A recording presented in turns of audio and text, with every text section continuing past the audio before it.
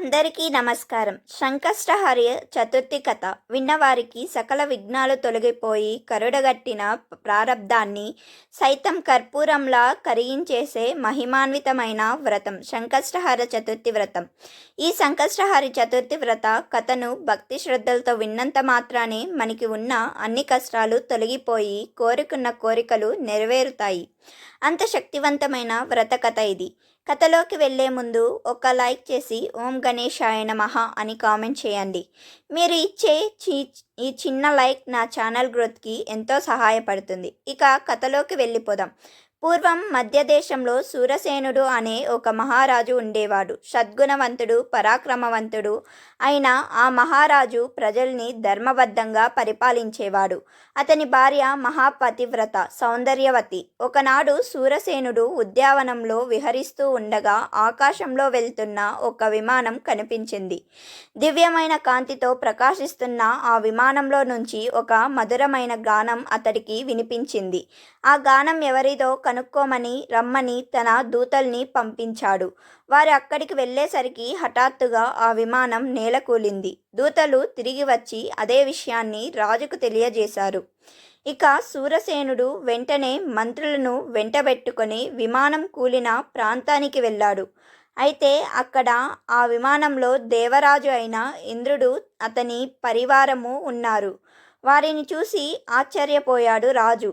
రథం దిగి వారికి భక్తితో నమస్కరించి, దేవేంద్ర, అమరలోకాధిపతివైన నీ దర్శనం భూలోకవాసులకు కలగడం ఎంతో దుర్లభం. మీలాంటి మహాపురుషులు దర్శనంతో నేను మా రాజ్యం ఎంతో యాయి ఎంతో పుణ్యం చేసుకుంటే తప్ప మీలాంటి దేవరాజులు యొక్క దర్శనం మాకు లభించదు. ఇంతకీ దేవేంద్ర, మీ విమానం ఇక్కడ కూలిపోవడానికి గల కారణం ఏమిటి? చెప్పదగినటువంటి విషయం అయితే చెప్పండి అంటూ వినయంగా అడుగుతాడు. అందుకే దేవేంద్రుడు, సూర్యసేన, మా విమానం నీ నగరం మీదకి రాగానే కుష్ఠవ్యాధి గ్రస్తుడైన ఒక మహాపాపి చూపు మా విమానం మీద పడింది. అందుకే ఇది నేల కూలింది అని అన్నాడు. అప్పుడు సూరసేన మహారాజు ఇంద్రుడితో, దేవేంద్ర, మీరు నా రాజ్యంలోని పౌరుడి కారణంగా విమానం కూలిపోయి ఇక్కడ నిలిచిపోయారు. మీ విమానం తిరిగి పైకి ఎగరడానికి తగిన సహాయం చేయడం నా బాధ్యత కనుక నేను ఏం చేస్తే మీ కార్యం నెరవేరుతుందో తెలియజేయండి అని ప్రార్థించాడు. అందుకు దేవేంద్రుడు, మహారాజా, మీ నగరంలో ఎంతో గొప్పదైన సంకష్ట చతుర్థి వ్రతాన్ని ఆచరించిన వారు ఎవరైనా ఉన్నారా? ఉంటే అలాంటి మహానుభావులు 1 సంవత్సరం పాటు తాము ఆచరించిన వ్రత ఫలితాన్ని ధారపోయాలి. అప్పుడే మా విమానం పైకి ఎగరగలుగుతుంది. అలా కాక విమానం ఎగరడానికి మరొక మార్గం లేదు అని చెప్పాడు ఇంద్రుడు.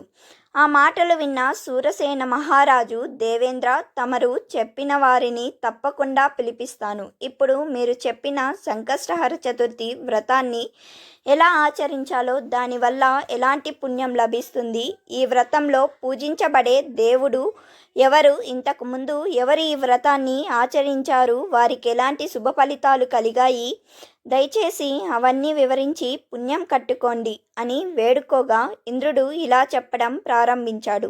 సూరసేన, పూర్వం కృతవీర్యుడు అనే మహారాజు ఉండేవాడు. అతను అమిత బల పరాక్రమవంతుడు, సకల సద్గుణవంతుడు.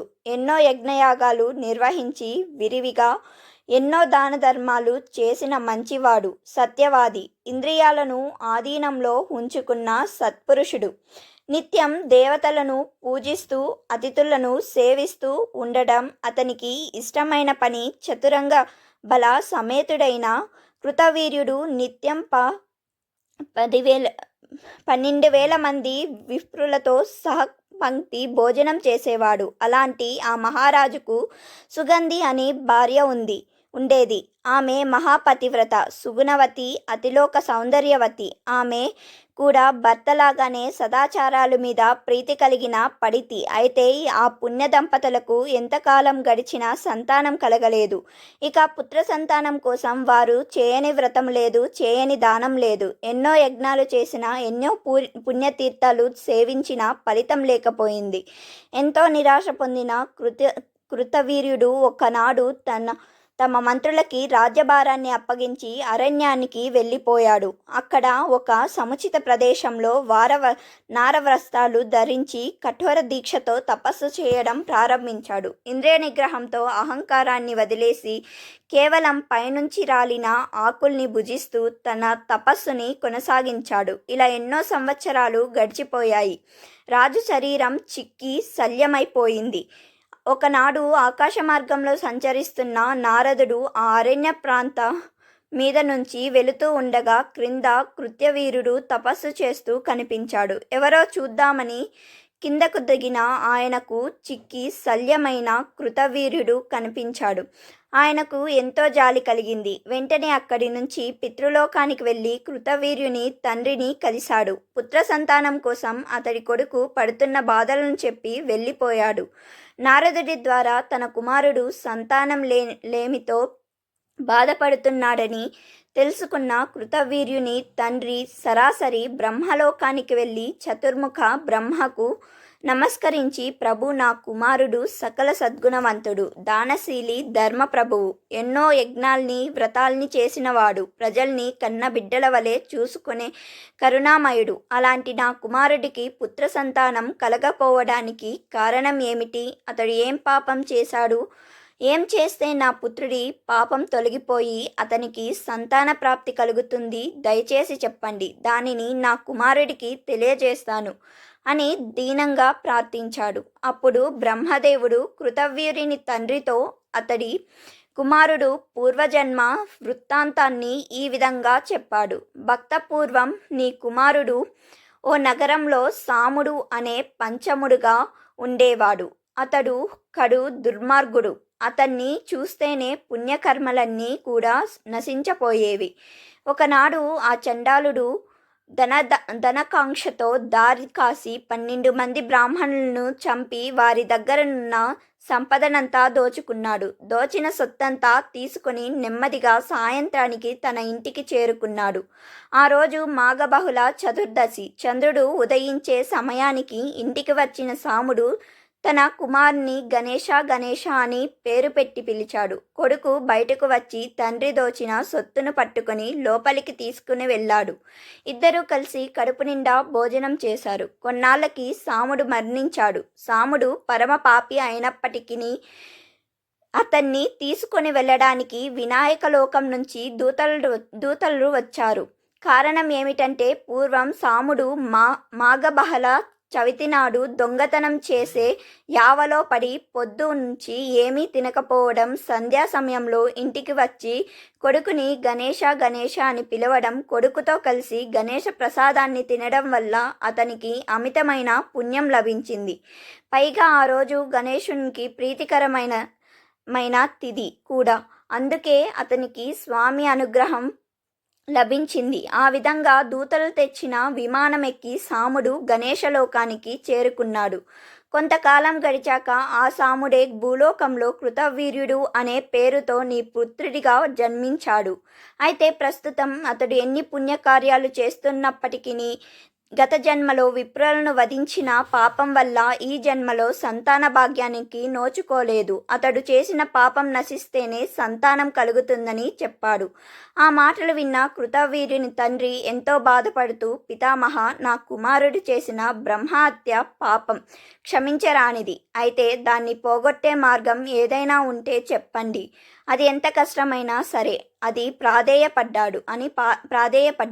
అప్పుడు బ్రహ్మదేవుడు, నీ కుమారుడు అత్యంత మహిమాన్వితమైన కోరికలు తీర్చేది అయిన గణేశ సంకష్టహర చతుర్థి వ్రతాన్ని కనుక ఆచరిస్తే అతడు చేసిన పాపాలన్నీ నశిస్తాయి. ఆ వ్రతాన్ని ఎలా చేయాలో చెప్తాను విను అన్నాడు. మాఘమాసంలో వచ్చే బహుళ పక్షంలో మంగళవారం నాడు లేక ఏ నెలలోనైనా చతుర్దశి తిథి కూడా కలిసి ఉన్న రోజు ఈ వ్రతం ఆచరించాలి. ఆ రోజు సాయంత్రం చంద్రోదయ సమయంలో ఈ వ్రతాన్ని ప్రారంభించాలి. ఆ రోజు ఉదయం స్నానం చేసి సంధ్యాది అనుష్ఠాలన్నీ పూర్తి చేసుకొని గణపతి ఏకాక్షర మంత్రాన్ని కానీ షడాక్షర మంత్రాన్ని కానీ గణేశాయ నమః అనే మంత్రాన్ని కానీ యథాశక్తిగా జపించాలి. ఉదయమంతా ఆహారం తీసుకోకుండా కేవలం పాలు పళ్ళు మాత్రమే స్వీకరించాలి.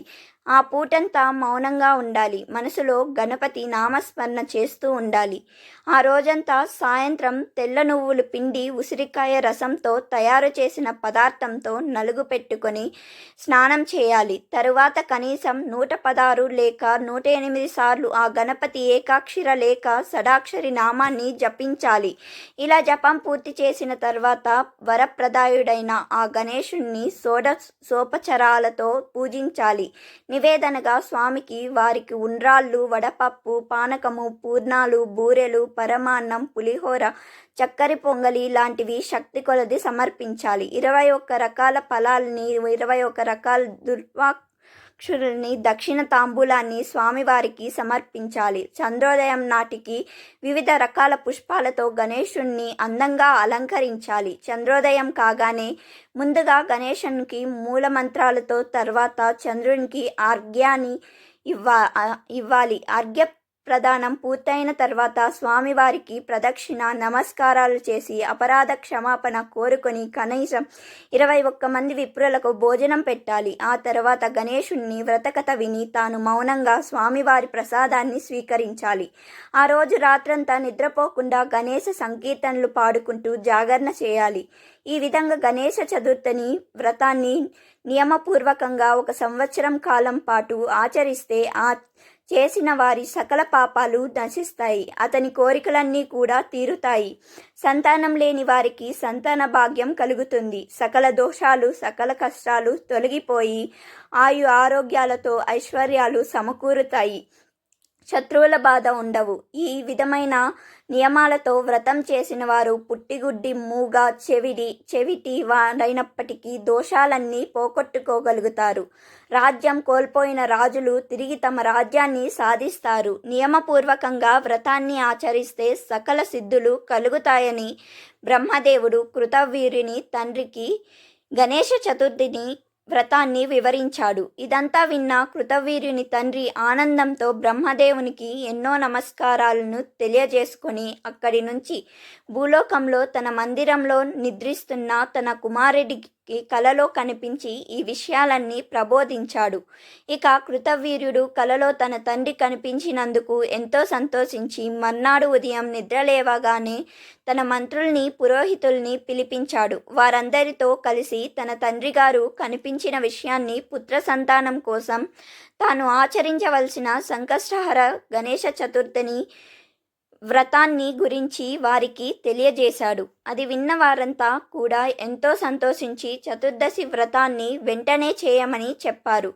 అందరి సలహాలను అనుసరించి కృతవీర్యుడు మంగళవారం చతుర్దశి తిథి కలిసి వచ్చిన రోజు తన తండ్రి కలలో చెప్పిన విధంగా చంద్రోదయ సమయంలో గణపతిని విశేషంగా షోడశోపచారాలతో పూజించాడు. ఆ తరువాత 21 మంది విప్రులకు సోపేతంగా విందు భోజనం పెట్టి దక్షిణ తాంబూలాలతో వాళ్లను సంతృప్తిపరిచాడు.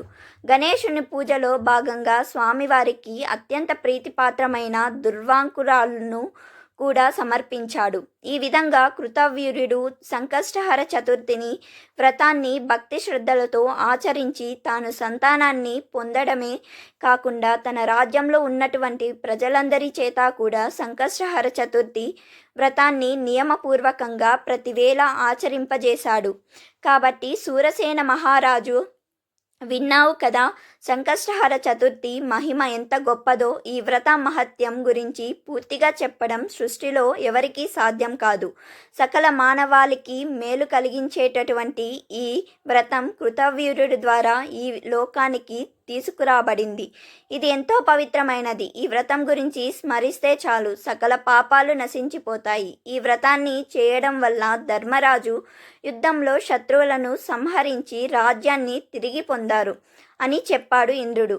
ఇక ఇంద్రుడి ద్వారా గణేశ చతుర్దశి వ్రత మహత్యాన్ని విన్న శూరసేన మహారాజు ఎంతో సంతోషించాడు. చూశారు కదండి, ఈరోజు మనం సంకష్టహర చతుర్థి వ్రత కథను గురించి తెలుసుకున్నాం కదా.